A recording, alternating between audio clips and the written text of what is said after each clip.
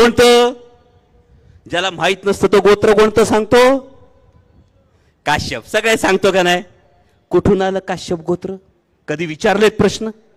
पुरोगामी विचार म्हणजे कुणाला विरोध नाही, पुरोगामी विचार म्हणजे प्रश्न विचारणं असतं. कधी प्रश्न विचारला काश्यप गोत्र कुठून आलं? तर काश्यप आणि दती यांचे जे पुत्र झाले त्यांना दैत्य म्हटलं जातं. काश्यप आणि दनू यांचे जे पुत्र झाले त्यांना दानव म्हटलं जातं. म्हणजे तुमचं माझं सगळ्यांचं गोत्र जर काश्यप असेल तर तुम्हाला आणि मला दैत्य म्हटलं जातं. आणि दिवाळीला इडापिडा टळू दे, बळीचं राज्य येऊ दे असं जे म्हणतो तो बळी राजा दैत्य राजा होता. इथला फरक आधी समजून घ्या. तुम्हाला आणि मला या चातुर्वर्ण्याच्या चौकटीतून बाहेर जे ढकलतात,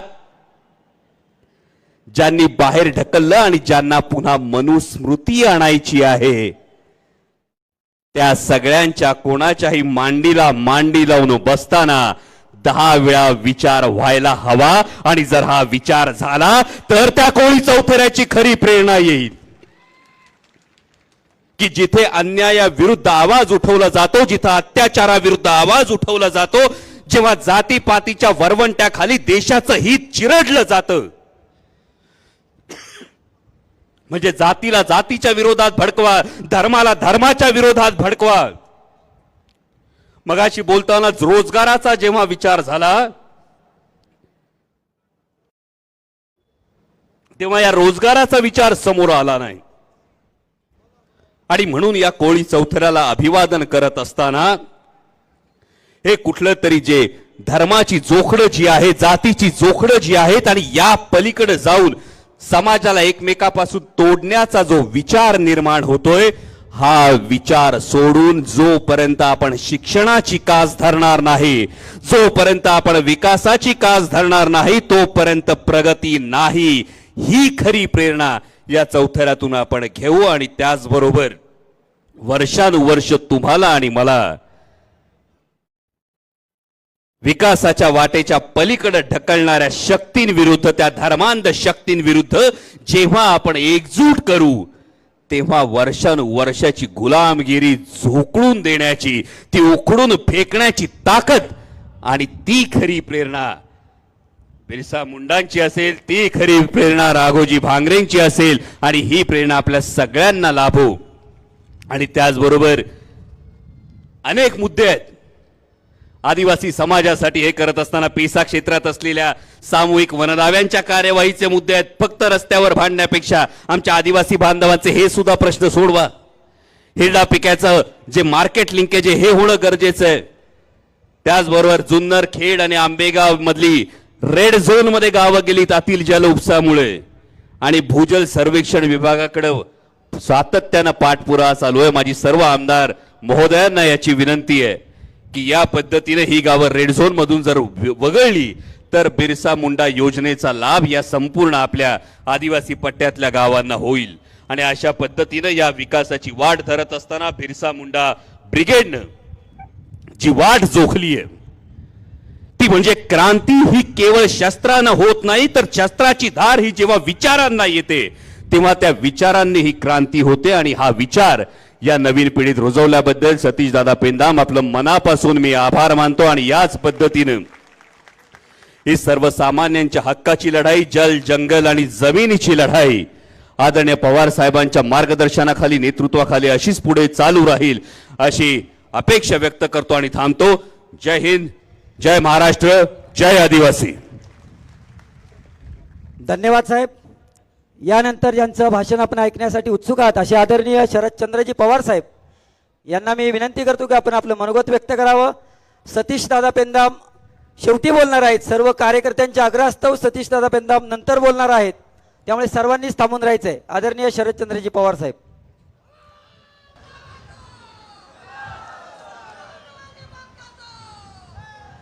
विजयचे नेता सतीश पेंदाम ज्यांचे आपण या ठिकाणी विचार ऐकले ते मौलाना सज्जद मामांनी, डॉक्टर अमोल कोल्हे आमदार सुनील वसारा, अशोक पवार, किरण रहामते, आमच्या पादवी अतुल बेनके, सत्यशील शेरकर, प्रकाश मस्के, किशोर दांगट, संजय फालकर, ॲडव्होकेट विजय कुऱ्हाडे, सूरज वारगे, अन्य सगळे सहकारी उपस्थित बंधू भगिनींनो,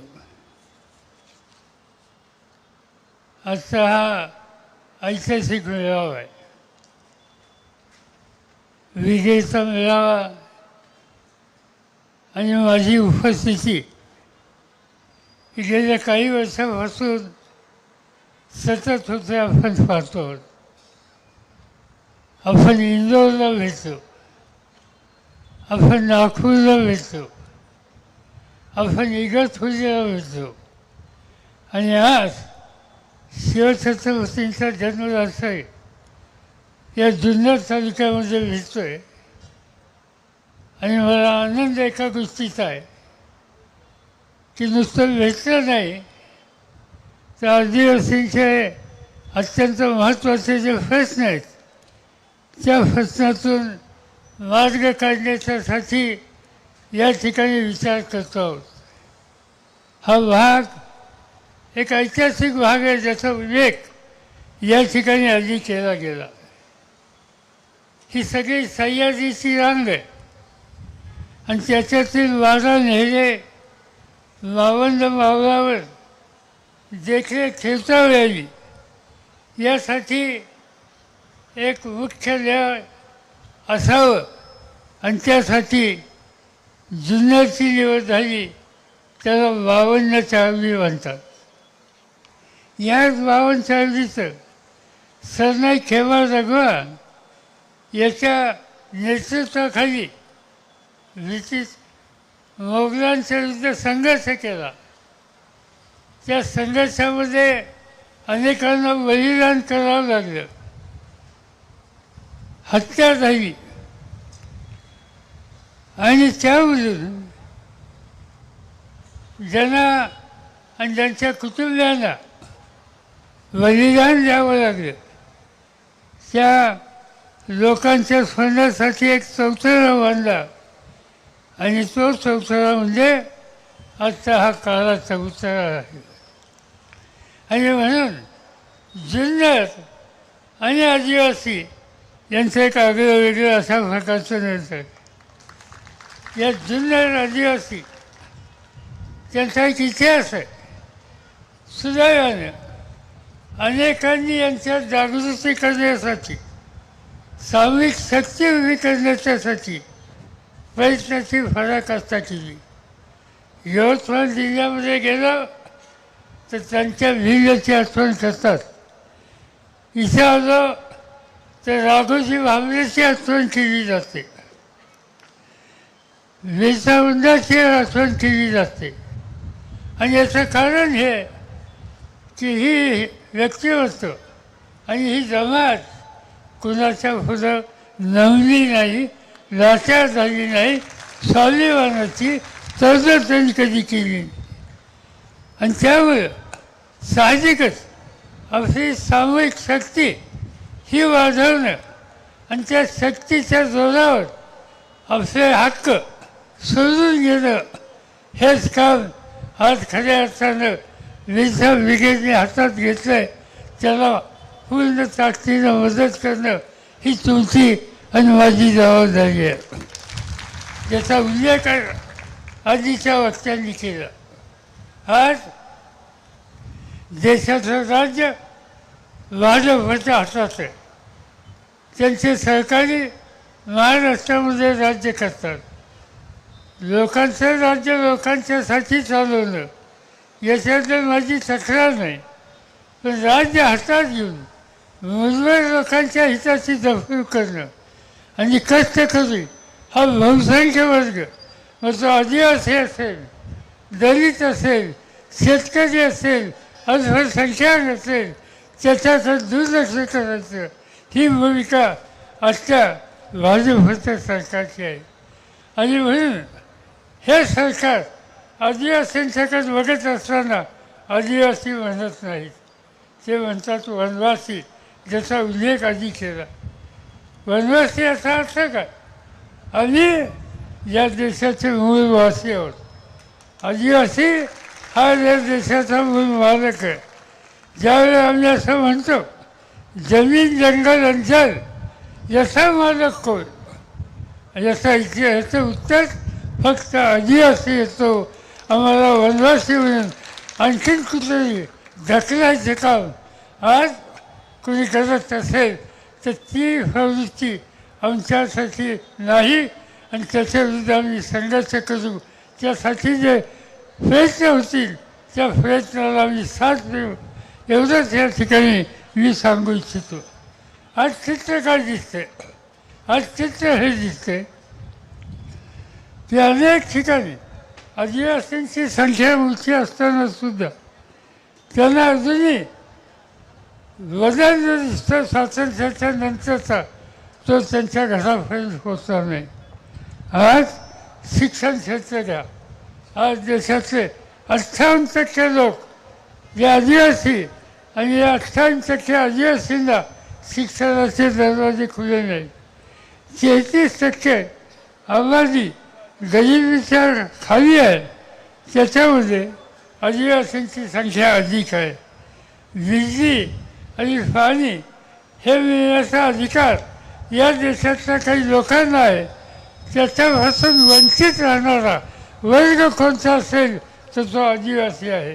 आणि म्हणून स्वातंत्र्याच्या नंतरसुद्धा अजूनही अनेक प्रश्न आदिवासींचे जे सोडून घ्यायचे त्यासाठी जबरदस्त संघटन पाहिजे आणि हे संघटन विसा ब्रिगेड देऊ शकते. आणि म्हणून त्याच्या वाटीची सगळी शक्ती उभी करणं हे तुमचं माझं कर्तव्य आहे. आज आपण बघतो अनेक कायदे नवीन झाले. आज अनुसूचित 5 आणि 6 यासंबंधी काही निर्णय झाले. चित्र काय दिसते? चित्र हे दिसते की पेसा कायद्यामध्ये आज आपल्याला हे बघायला मिळतं की ग्रामपंचायतीचा अधिकार हा या ठिकाणी कमी केला.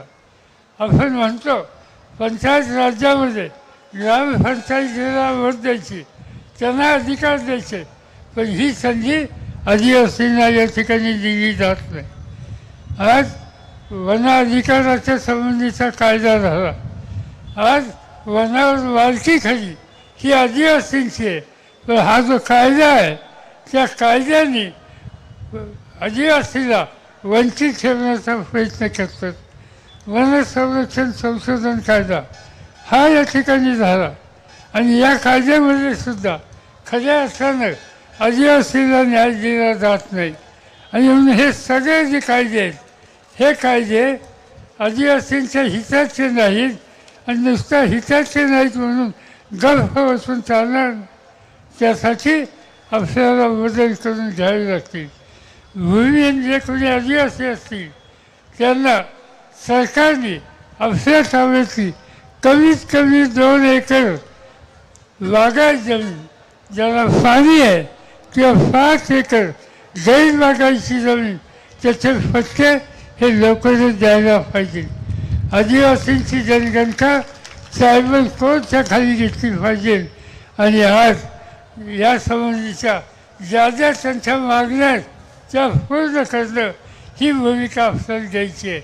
आणि यासाठी जो जो तुमच्या बरोबर आहे त्याच्याबरोबर आम्ही राहू आणि आदिवासीच्या हिताची जपणूक न करणाऱ्या ज्या प्रवृत्ती आहेत त्यांच्याबरोबर जाईल.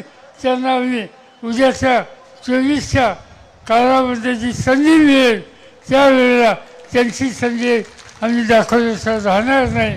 आज आपण हाच निर्णय घेऊया की आम्ही एकत्र आहोत, एकसंघ आहोत. आमच्यावर अन्याय करणारे जी कोणी प्रवृत्ती असेल, ज्या वेळेला डॉक्टर बाबासाहेब आंबेडकरांनी आम्हाला मताचा अधिकार दिला, तो गाजवायची संधी मिळेल त्यावेळेला त्याचा फुलेफूल बदला आम्ही घेणार आहोत. एवढीच खात्री आज या माध्यमातून देतो आणि तुम्हाला एवढं सांगतो की तुम्ही जे जे काही तुमच्या अन्यायाचा, अत्याचाराचा युद्ध सांगणार त्यावेळेला बिरसा ब्रिगेड आणि सतीश आणि त्यांचे सहकारी यांच्या पाठीमागं आम्ही लोक सह्याद्रीसारखे राहू ही खात्री देतो, आपली रजा देतो. जय हिंद, जय आदिवासी. आदिवासी एकजुटीचा, आदिवासी एकजुटीचा. कृपया शेवटचं भाषण सतीश दादा पेंदाम, ज्यांचं भाषण ऐकण्यासाठी आपण सगळेजण इथे उपस्थित आहोत, ज्यांच्या एका आवाजाने गर्दी होते, त्यांचं भाषण आदरणीय सतीश दादा पेंदाम. कोंडाजी मामा आव्हाड, बाबाशेठ काळे यांचं या ठिकाणी स्वागत. भारतीताई कातकरी यांचं G20 मध्ये नाचणीचे प्रोडक्ट प्रसिद्ध झाले, त्यांचं अभिनंदन. कृपया समाज बांधवांना विनंती आहे, 5 मिनिटाचंच भाषण आहे, कृपया आपण थांबावं. ज्यांनी कार्यक्रम आयोजित केलेला आहे त्या संघटनेचे राष्ट्रीय अध्यक्ष बोलत आहेत आणि आपण उठून जात आहेत. आपल्यासाठी उद्या ज्या आश्रमशाळेमध्ये कर्मचारी कार्यरत आहेत, ते कर्मचारी सरकार डेप्युटेशनवर बाहेर त्यांच्या नियुक्ती करतायत आणि आपल्या आश्रमशाळेमध्ये जे आदिवासी समाजाचे विद्यार्थी हे शिकतायत, तिथे शिक्षक नाहीत, कर्मचारी नाहीत. अशांसाठी दादानी आणि संघटनेने उद्या सकाळी आदिवासी आयुक्तालय कार्यालय नाशिक या ठिकाणी आंदोलन उभं केलेलं आहे आणि त्यांचं भाषण ऐकण्यासाठी तुम्ही थांबत नाही, ही अत्यंत लाजिरवाणी गोष्ट आहे. जे लोक उभे राहिलेले आहेत त्यांनी खाली बसावं. तुमच्यासाठी, आपल्या सर्वांसाठी दादा इथे बोलणार आहेत. एक विनंती आहे समाज बांधवांना, आपण थांबावं. दादा, आपण आपलं भाषण सुरू करावं. अपने लोग जो जाना चाह रहे हैं, शायद उनको कोई काम या उनकी गाड़ी का प्रॉब्लम होगा, लेकिन अब सिर्फ 10 मिनट हम लोग बात करेंगे. जो मेन बात है, उसके पहले गढ़चिरौली के सुरजागढ़ से कुछ लोग यहां पर आए हैं. वो पिछले 300 दिन से आंदोलन कर रहे हैं. वो पवार साहब को निवेदन देने के लिए आए हैं. मैं पवार साहब से विनती करता हूं कि उनका निवेदन स्वीकार करें और उस पर कोई हल निकाल दे. ये बहुत जरूरी है. इन कार्यकर्ताओं का जोरदार तालियों से स्वागत करो, बहुत दूर से हमारे बीच में आए हैं. रहमान फाउंडेशन जो हमारे पूर्व वक्ता और इस देश के मशहूर व्यक्ति मौलाना नुमानी सर, सज्जाद नुमानी सर, इनके फाउंडेशन ने, रहमान फाउंडेशन ने बिरसा ब्रिगेड को इस कार्यक्रम के लिए उनके फाउंडेशन के लोगों ने 1 लाख रुपए का डोनेशन दिया है. मैं उनका धन्यवाद देना चाहता हूं. साथियों, बहुत समय हो गया है. इस कार्यक्रम में जब पवार साहब का नाम आया तो सब लोगों को ऐसा लगता है कि भाई पवार साहब हर कार्यक्रम में बिरसा ब्रिगेड के पवार साहब का नाम रहता है. एक बहुत बड़े कांग्रेस नेता ने मुझको पूछा, ये पवार साहब आदिवासी है क्या? तो मैंने बोला, आप ऐसा क्यों पूछ रहे हैं? नहीं, बोले बिरसा ब्रिगेड के हर कार्यक्रम में पवार साहब का नाम दिखता है. फिर यहीं के एक मराठा लीडर ने मेरे को बोला, यार पवार साहब आदिवासियों के कार्यक्रम में बहुत आते हैं, पवार साहब आदिवासियों के नेता बनना चाहते हैं. मैंने बोला वैसा नहीं है, पूरी बात दुरुस्त कर लो. पवार साहब आदिवासी नेता है, आदिवासियों के नेता नहीं है, आदिवासी नेता है. साथियों, बिरसा ब्रिगेड की एक सोच है कि इस देश में धर्मनिरपेक्ष संविधान सर्वधर्म समभाव का संविधान और इस देश की वास्तविक इतिहास पर आधारित संविधान वो जीवित रहना चाहिए। हम लोगों ने ये जो अधिकार परिषद यहां पर रखी है, इसके पीछे के सिर्फ 3 बातें आपको बता देना चाहता हूं। आपको 5वीं 6वीं अनुसूची में जमीन के अधिकार है आदिवासियों को। पेशा में ग्राम सभा को अधिकार दिए कि ग्राम सभा की एनओसी के बगैर कोई प्रोजेक्ट नहीं चला सकते आप। यह सरकार ने ग्राम सभा के अधिकारों को एनओसी के बजाय परामर्श डाल दिया। आपके जितने जल जमीन जंगल के अधिकार है, इसको ये लोग समाप्त करते चले जा रहे थे। जिस समय पूरे देश के आदिवासी मणिपुर की घटना का विरोध कर रहे थे, उसी समय भारत की संसद में एक बिल पास हुआ जिसको फॉरेस्ट कंजर्वेशन एक्ट बोलते हैं, वन संवर्धन अधिनियम 2023। इस बिल में क्या लिखा है?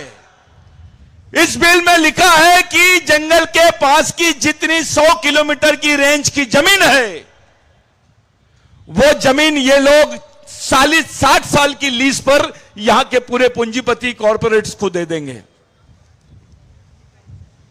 यानी आदिवासी जिस जमीन पर वन दावा कर सकता था, वो जमीन अब कॉर्पोरेट को देने की तैयारी सरकार ने कर दी है। चाहे वो कॉर्पोरेट घराने के लोग इंडिया के रहे या विदेशी रहे। लेकिन साथियों, बात यहां तक नहीं थमी। भारत के इतिहास में ऐसा पहला बिल आया जिसमें लिखा गया कि आदिवासी क्षेत्रों में पुलिस के बजाय मिलिट्री लगा दी जाएगी,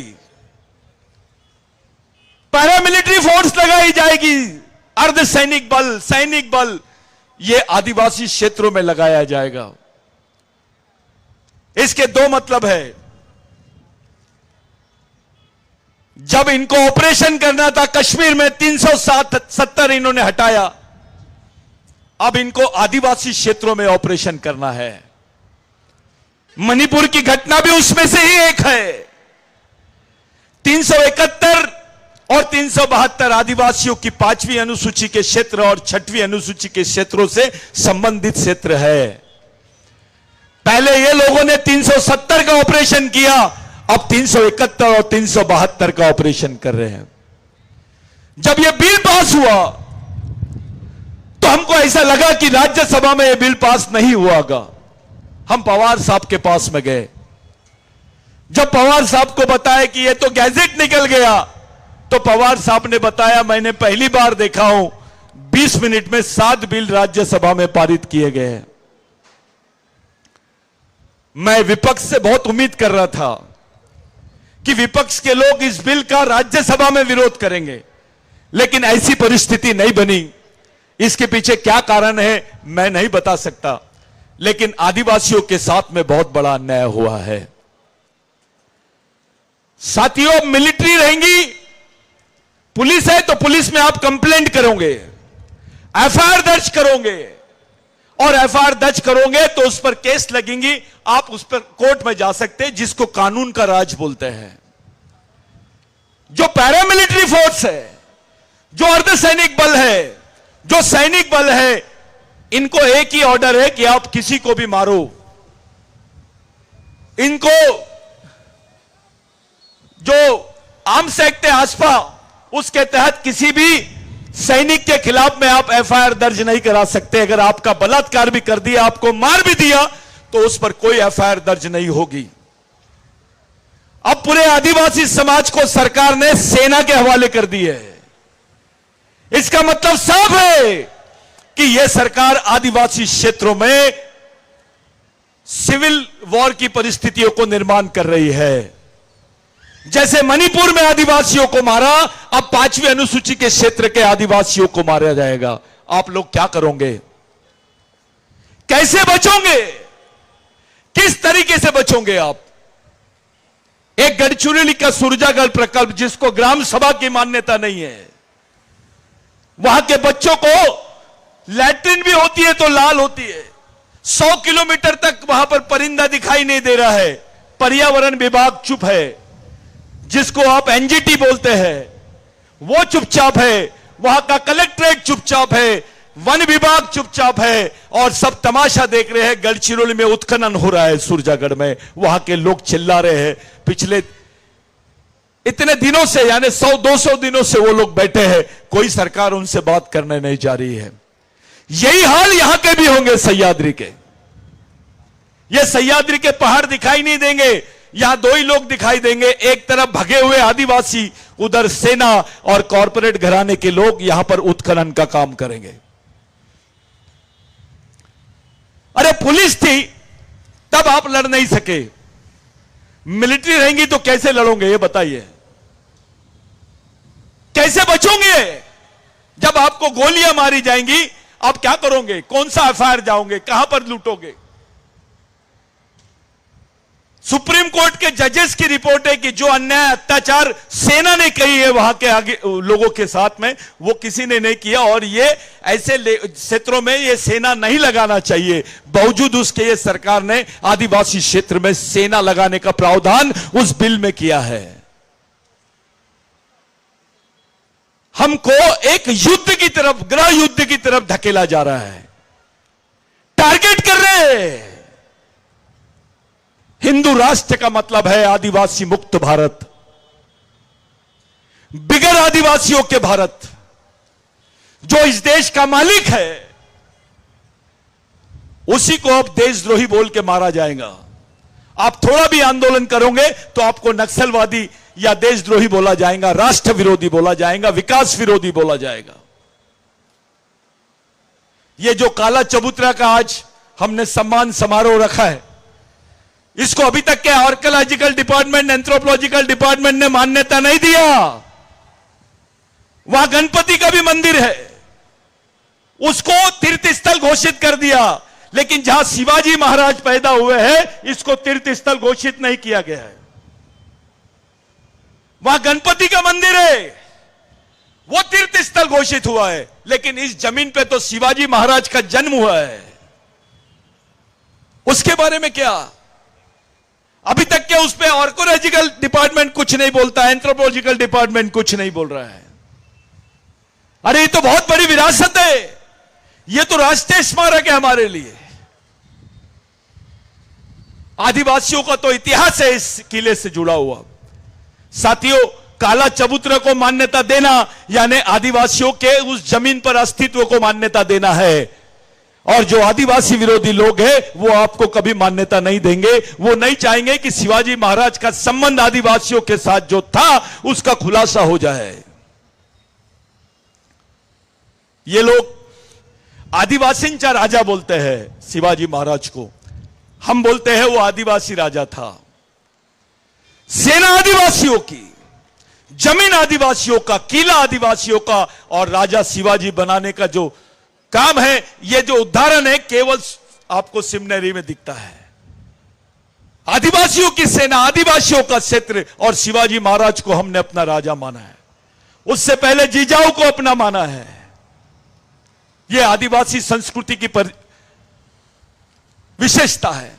हम लोग महिलाओं को ज्यादा स्थान देते हैं, नहीं तो शिवाजी महाराज के पिताजी का देहांत होने के बाद उसको तो ये लोग सती करने के मूड में थे, लेकिन आदिवासियों की वजह से उसको यहां पर राज्य दिया गया, उनके हाथ में, जिजाऊ के हाथ में पूरी सत्ता सौंपी गई। इसका केवल विरोध आदिवासियों ने किया। चाहे राज्य अभिषेक का मामला हो शिवाजी महाराज के, तो राज्य अभिषेक जो ब्राह्मणों ने पहले किया, उसके पहले शिवाजी महाराज ने आदिवासी पद्धति से उनका राज्य अभिषेक हुआ है। इसका उल्लेख आपको मिलता है। उनको पता रहने के बाद भी उन्होंने दोबारा राज्य अभिषेक किया, क्योंकि वो डर गए कि शिवाजी महाराज की जो व्यवस्था है, यहां पर जो मनुवादी व्यवस्था है वो खत्म हो जाएगी, उसका अस्तित्व खत्म हो जाएगा। इसलिए शिवाजी महाराज का फिर से इन्होंने ब्राह्मणवादी पद्धति से राज्य अभिषेक कराया। यह मैं इसलिए बता रहा हूं क्योंकि हमको मालूम होना चाहिए कि मामला कहां जा रहा है। आदिवासियों का जो समर्थन शिवाजी महाराज के प्रति था, संभाजी महाराज के प्रति था वो छुपाया गया है।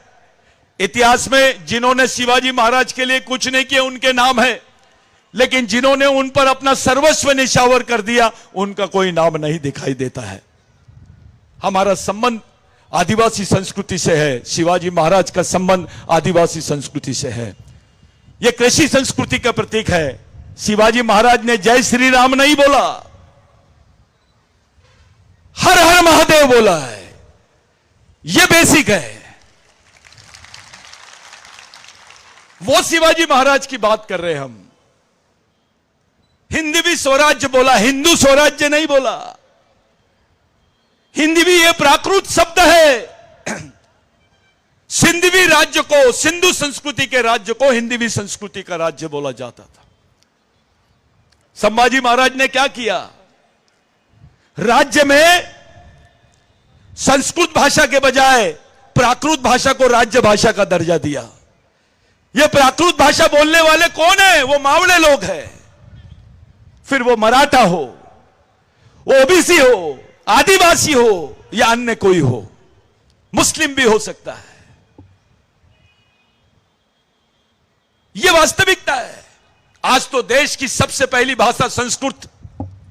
इसका मतलब पहला आदमी जो संस्कृत बोलता है वो पहला आदमी। देश में 2 लाख लोग नहीं है जो संस्कृत बोलते हैं, लेकिन मावड़ी मराठी बोलने वाले जो लोग हैं लाखों की संख्या में है। एक षड्यंत्र चल रहा है, संस्कृत से मराठी भाषा निर्माण हुई है। गलत बात। मराठी भाषा संस्कृत से पूर्व की भाषा है। यह प्राकृत से निर्माण हुई भाषा है। आपको सोचना पड़ेगा कि आपके अंतर संबंध क्या है, हमारे जेनेटिक रिलेशंस क्या है, हमारे डीएनए कौन से रिलेशंस के हैं। इन सब बातों को ध्यान में रखते हुए हम लोगों ने यहां पर शरद पवार साहब को बुलाया है। शरद पवार साहब को लोग स्वार्थ रखते हुए बुलाते होंगे कि हमारा नेता है, कुछ तो भी हमको मिल जाएगा, 5-6 सीटें मिल जाएंगी, कोई पद मिल जाएगा। बिरसा ब्रिगेड ऐसा कुछ नहीं सोचता है। जिस व्यक्ति को यह सम्मान मिलना चाहिए, जो व्यक्ति अगर नागपुर के आरएसएस के हेडक्वार्टर से कोई संदेश निकलता है तो बाकी लोग मानते हैं। फिर पवार साहब का भी तो अपने बीच में एक इतना बड़ा स्थान है। क्यों ना शिवनेरी से कोई संदेश निकले और देश के दलित, आदिवासी, ओबीसी, माइनॉरिटी के लोग उस पर बात करें। किसी को इस बात का अंदेशा नहीं था। पवार साहब का जो नेतृत्व है, सभी लोग बोलते पवार साहब को राष्ट्रीय नेता बनाएंगे। कैसे बनाएंगे? राष्ट्रीय स्तर पे हम पवार साहब को कैसे ले जाएंगे? यहां का मराठा भाई बाहर ही नहीं निकलता है, यहां का ओबीसी भाई बाहर ही नहीं निकलता है, यहां का अंबेडकरी भाई बाहर ही नहीं निकल रहा है। इसलिए नागपुर में इंटरनेशनल कॉन्फ्रेंस बुलाई गई थी ताकि विश्व के तमाम देशों के आदिवासी भी पवार साहब को अपना लीडर माने। देश के आदिवासी पूरे पवार साहब पर विश्वास करें, क्योंकि यह नेतृत्व जो है यह देश का सीनियर नेतृत्व है, मैच्योर्ड नेतृत्व है। ऐसा लीडरशिप डेमोक्रेसी में, भारत के लोकतांत्रिक इतिहास में हमारे हिस्से में आगे नहीं आने वाली है। इस लीडरशिप के महत्व को समझना पड़ेगा हमको। पूरे देश के बाकी राज्यों के लोग भी पवार साहब की तरफ एक आशा भरी निगाह से देखते हैं कि अगर देश में कोई व्यक्ति राजनीतिक सत्ता परिवर्तन और सामाजिक परिवर्तन की बात कर सकता है तो वो है पवार साहब। मूवमेंट का उन पर विश्वास है, हम बहुत विश्वास करते हैं। और कोई किसी के सर्टिफिकेट की जरूरत नहीं है हमको कि भैया पवार साहब पे ये ऐसा करते हैं, तुम्हें हमको कोई जरूरत नहीं है। जो है खुला खुला है। हमने पिछले मीटिंग में एक बात बोल दी, वो न्यूज में चला दी कि हम कमांडर है, लेकिन हमारे चीफ कमांडर शरद पवार साहब है। ये बात वो न्यूज पे चलाई जा रही थी। कुछ लोगों को हजम नहीं हुआ ये, कुछ लोगों को बड़ा अलग लगा कि पूरे आदिवासी पवार साहब के साथ क्यों रे भाई। तो ये अंदर की बात है, बाहर की बात नहीं है, ये बात अंदर की है। और इसको अंदर ही रहने दिया जाए, यह बहुत अच्छी चीज है। साथियों, पूरे मूवमेंट के लोग, आज के दिन इतनी बड़ी संख्या में आप लोग उपस्थित हुए। देश में क्या चल रहा है, मध्य प्रदेश, छत्तीसगढ़ में, राजस्थान में इलेक्शन है, यह आदिवासी बहुल राज्य है, आपको वहां भी नजर रखनी है। हमारे साथ क्या हो रहा है, हमारी मां बहनों को नंगा घुमाया जाता है।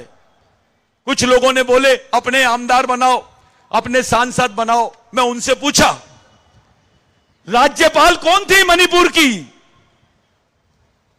वो भी आदिवासी थी। राष्ट्रपति कौन है देश का? वो भी आदिवासी महिला थी। राज्यपाल भी आदिवासी महिला, राष्ट्रपति भी आदिवासी महिला, और आदिवासी महिला को ही नंगा घुमाया जा रहा है। और हम लोगों को वो खबर 3 महीने बाद पता चलती है, उस पर कोई पार्लियामेंट पे चर्चा नहीं होती है। इसका मतलब साफ है कि ये लोग आदिवासियों को देश का नागरिक नहीं मानते हैं, क्योंकि ये बोलते हैं भारत में वनवासी रहते हैं, आदिवासी नहीं रहते हैं। भारत में आदिवासी नहीं रहते हैं, इसका दूसरा मतलब होता है आदिवासी भारत के नागरिक नहीं है। हमारे नेता डरते हैं, अपनी बात को लेकर बात करने के लिए डरते हैं। संसद में आदिवासी नेता भी थे, वो भी चुपचाप रहे जब यह बिल पास हो रहा था। वह समाज नहीं होता तो तुम जाते क्या चुन के? तुमको कौन पूछता? आरक्षण नहीं होता तो तुम्हारी औकात थी क्या? तुमको कोई पूछता? वहां सांसद बनाता, मिनिस्टर बनाता, विधायक बनाता, कोई नहीं पूछता। साथियों, एक अलग षड्यंत्र चालू है देश में आदिवासियों के खिलाफ में। अब हमारे पूरी जमीनों के अधिकार खत्म, आरक्षण खत्म। अभी आरक्षण नहीं है तो ये बाकी किसी को डाल के कि भैया इनको आदिवासियों की सूची में डाल दो, इनको ये कर दो, ये जो बहकाने का काम है ये तो करेंगे ही। सवाल आरक्षण और बोगस आदिवासी का तब खड़े होता है जब तुम्हारे पास पोस्ट हो। पूरे देश में देखो आप, अभी तक के केंद्र सरकार ने आदिवासियों के कितनी पोस्ट भरी है, इस पर अगर आप चुप लोगे तो आपको समझ में आ जाएगा कि ये क्या आरक्षण का क्या महत्व है आपके पास। आरक्षण जो है अपॉर्चुनिटी पर डिपेंड रहता है, directly proportional to opportunity. Reservation is proportional to opportunity. Opportunity है, पोस्ट है तो आरक्षण है। हमारे जो लोग हैं पढ़े लिखे लोग, वो लोग अभी आरएसएस के शिकंजे में फंसते जा रहे हैं। उनको समझ में नहीं आ रहा कि उनका खात्मा कौन कर रहा है। वो अपने ही हाथों से अपने बच्चों की कब्र खोद रहे हैं। अरे आपकी बच्चों की नागरिकता नहीं रहेगी, आपकी पहचान नहीं रहेगी, आपके जमीन के अधिकार नहीं रहेंगे। आपको जमीन दिलाने के लिए राघोजी भांगरे को मरना पड़ा, आपको पहचान दिलाने के लिए संभाजी महाराज को मरना पड़ा। फैलाया जाता है संभाजी महाराज को मुगलों ने मारे, गलत। पर संभाजी महाराज को मुगलों ने नहीं, मनुवादी तरीके से उनको सजा दी गई। किसने मारा संभाजी महाराज को? यह प्रश्न अपने दिमाग में लाओ, उसको शोधो। शंकर शाह रघुनाथ शाह को फांसी की सजा हुई, उनको तोप से उड़ा दिया गया। बाबूराव शर्मा के को फांसी दी गई, लटक गए, टूट गया, फिर भी लटकाया गया। मरने के बाद उनको चूने की भट्टी में डाला गया। बिरसा मुंडा को फांसी की सजा सुनाई गई, रात भर उनकी चमड़ी निकाली गई। उनको बोला गया कि बोल तू आदिवासी नहीं है। वो मर गए, लेकिन बोलते रहे मैं आदिवासी था, आदिवासी हूं, आदिवासी रहूंगा। ये जो यातनाएं हमारे साथ हुई है, ये मनुस्मृति के हिसाब से दी गई सजा है। हमारे पास लीडरशिप है, हम लोगों ने दूर की सोचना चाहिए, बहुत दूर की सोचना चाहिए। सब लोगों ने मिलकर आना चाहिए, पवार साहब के सामने खड़े रहना चाहिए, उनके पीछे खड़े रहना चाहिए, काम से लग जाना चाहिए कि हमको करना क्या है। यह समय बहुत नाजुक है, कोई आए या ना आए, बिरसा ब्रिगेड पवार साहब के साथ में रहेगा, है और हमेशा रहेगा। आप लोग एक बात के लिए सतर्क हो जाए, गांव गांव में शिविर शुरू होना चाहिए। ज्यादा लीडरशिप का भूत खड़ा नहीं होना चाहिए। मैं अध्यक्ष आओ, मैं राष्ट्रीय अध्यक्ष आओ, मैं तालुका अध्यक्ष आओ, मैं प्रदेश अध्यक्ष आओ, अबे तेरे को इंटरनेशनल अध्यक्ष बना देंगे। जब यही कुछ नहीं रहेगा तो करेगा क्या? दिमाग से तैयार होना है। बिरसा मुंडा ने बोला, जो समाज आर्थिक रूप से गरीब रहेगा चलेगा, लेकिन विचारों से गरीब नहीं रहना चाहिए। जो विचारों से गरीब रहता है वो गुलाम पैदा होता है और गुलाम ही मर जाता है। हमको भूलना नहीं चाहिए हम संभाजी महाराज की औलाद है। हमको भूलना नहीं चाहिए हम राघोजी भांगरे की औलाद है, तंटा भील की औलाद है, बाबा साहब की औलाद है, महात्मा फुले की औलाद है। हमको भूलना नहीं चाहिए। साथियों, जिस दिन आदिवासी वनवासी हो जाएगा उस दिन यहां का मराठा, यहां का ओबीसी, यहां का एससी, यहां का मुस्लिम, यहां का क्रिश्चियन अल्पसंख्यक स्वर्गवासी हो जाएगा। आदिवासी तो केवल वनवासी होगा, लेकिन बाकी लोग स्वर्गवासी हो जाएंगे, क्योंकि इनकी जो सांस्कृतिक पहचान है इस देश से खत्म हो जाएगी। अगर मराठा भाई को बोलना है कि मैं देश का मालिक हूं तो उसको बोलना ही पड़ेगा मैं आदिवासियों का वंशज हूं। ओबीसी भाई को बोलना है कि मैं देश का मालिक हूं तो उसको बोलना पड़ेगा मैं आदिवासियों का वंशज हूं। दलित भाई को भी बोलना पड़ेगा मैं आदिवासियों का वंशज हूं। मुस्लिम भाई को भी बोलना पड़ेगा, क्रिश्चियन भाई को भी, सिख भाई को भी। ये आदिवासियों पे जो अटैक है ये हो रहा आदिवासियों पर है, लेकिन इनडायरेक्टली सब पर अटैक है, क्योंकि ये कल्चरल अटैक है। आपकी धार्मिक पहचान को सामने लाने की बात कर रहे हैं, लेकिन आपकी सांस्कृतिक पहचान को सामने नहीं लाया जाता। आप हिंदू होकर के आपको आरक्षण नहीं है, यह धार्मिक पहचान है, लेकिन संविधान में जो आपके लिए फैसिलिटी है वो सामाजिक पहचान के आधार पे है। आप ओबीसी होकर के आरक्षण है, एससी होकर के आरक्षण है, आदिवासी एसटी होकर के आरक्षण है। यह धार्मिक नहीं, सामाजिक पहचान है। आने वाले समय में एक सही आंदोलन इस देश में चलाने के लिए आपको सबको मिलकर काम करना पड़ेगा। आप लोगों से विनती करता हूं, जितने कार्यकर्ता है, जो बिरसा ब्रिगेड के लोग हैं, नए लड़के हैं, सब लोग कोई दिल में नाराजगी ना रखते हुए सबको लेकर चले, गांव गांव चले। हमको पूरे लोगों को मध्य प्रदेश शिफ्ट होना है। हम लोगों ने तय किया है कि यहां से 10,000 लड़के मध्य प्रदेश और छत्तीसगढ़ के लिए जाएंगे। एक बार हम लोग गढ़चिरौली में भी अपनी ताकत का प्रदर्शन करेंगे। जो आंदोलन सुरजागढ़ में चल रहा है उस आंदोलन को लोकतांत्रिक तरीके से हम लोग लड़ने की तैयारी करेंगे, चाहे सुप्रीम कोर्ट में लड़ना पड़े या और कहीं हमको रास्ता बने उसके लिए। वो बच्चे भी हमारे बीच में आए हैं। आज के दिन जो आप लोगों ने कार्यक्रम किया, भीड़ ज्यादा दिखना यह महत्व की बात नहीं थी। मैं देख रहा था कि पवार साहब को कितने लोग सुन रहे हैं, नोमानी साहब को कितने लोग सुन रहे हैं, कैसे सुन रहे हैं, क्या सोच रहे हैं। यह कोई भीड़ और इलेक्शन की मीटिंग नहीं थी। यहां से आपको जाकर कोई नया तैयारी करना है, समाज की नई लड़ाई लड़ना है। अब तुम्हारे अस्तित्व पे खतरा आ गया है। गांव गांव में, सह्याद्री के गांव गांव में मिलिट्री लग जाएंगी। क्या करोगे तुम, बताओ बड़ा। अपना कौन सा नेता सक्षम है, क्या कर लेंगे हम। ये सब चीजों को ध्यान में रखकर हमको आगे की रणनीति बनानी है। आप तमाम लोगों से, तमाम भाइयों से जो मिशन को चाहते हैं, मानते हैं और मिशन में काम कर रहे हैं, मिशन को चला रहे हैं, इन तमाम लोगों से मेरी विनती है कि आने वाले समय में अपनी वास्तविकता की तरफ हम लोग बढ़ेंगे। जो बाहर कैडर है उनसे मेरी विनती है, अंदर आ जाए कंपाउंड के इधर साइड, सब लोग आ जाओ जल्दी से। हम सब लोग खड़े होके पवार साहब की उपस्थिति में हमारे तमाम शहीदों को आदरांजलि देंगे, जिनके याद में हम लोग आज ये कार्यक्रम रखे हैं। अपने अपनी जगह पे सब लोग खड़े हो जाए। हम लोग जितनी उम्मीद से आप लोग आए हैं, अलग अलग राज्य से लोग आए हैं, वो तमाम लोगों से मैं विनती करता हूं कि वो अपनी जगह पर आए, खड़े रहे। आपके पास राष्ट्रगीत होगा भैया, राष्ट्रगान है कि नहीं?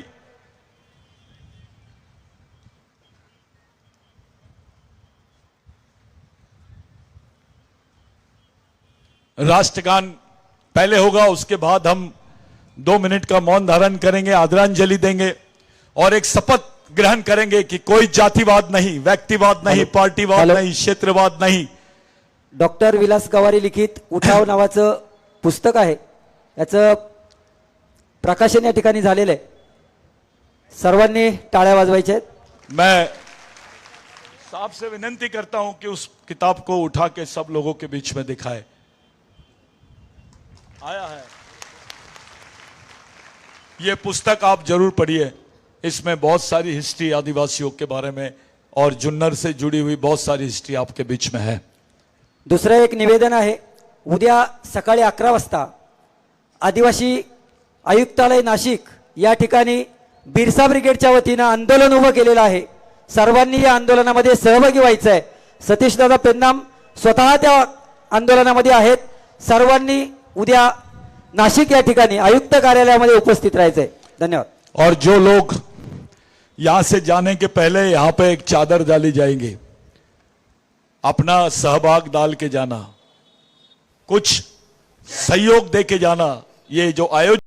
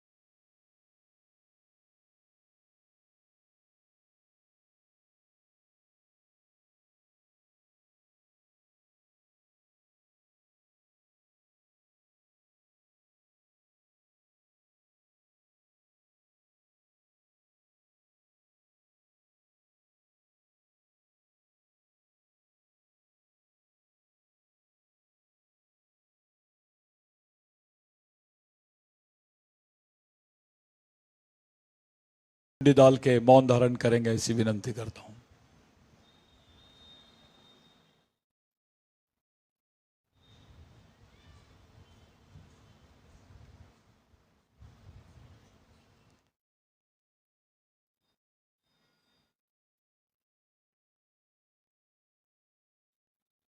धन्यवाद. सूरज आत्राम, गणेश इरपाची, आप यहां से कमांड देंगे लड़कों को, अपने कैडर्स को. वो पवार साहब को सलामी देंगे, अपने क्रांतिकारियों को सलामी देंगे.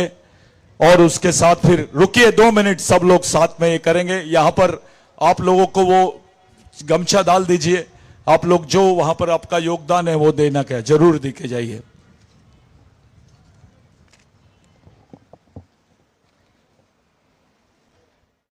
All Cadet सावधान. हमारे महामानव राघोजी भांगरे जी को पूरे समाज की ओर से, मूवमेंट की ओर से एक सामाजिक सल्यूट प्रदान करेंगे. सल्यूट 1,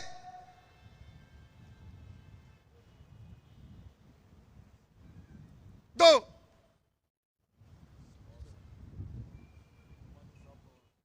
हमारे मूवमेंट के गॉडफादर आदरणीय शरद चंद्र जी पवार साहब, इनको मूवमेंट की ओर से और समाज की ओर से एक सामाजिक सम्मान प्रदान करेंगे. सैल्यूट 1, 2. हमारे साहब सज्जाद नोमानी साहब, जिन्होंने आदिवासी समाज के बारे में बहुत अच्छी विचारधारा समझी और हमको समझाया कि हमका ब्लड रिलेशन क्या है, हमारी वैचारिक रिलेशन क्या है, जिन्होंने हमारे सामने रखा कि हम खतरे में कैसे और लड़ेंगे कैसे. ऐसे वैचारिक विचारिक तोप को हम लोग मूवमेंट की ओर से एक सल्यूट के तौर पर उनको सामाजिक सम्मान प्रदान करेंगे। सल्यूट 1 2।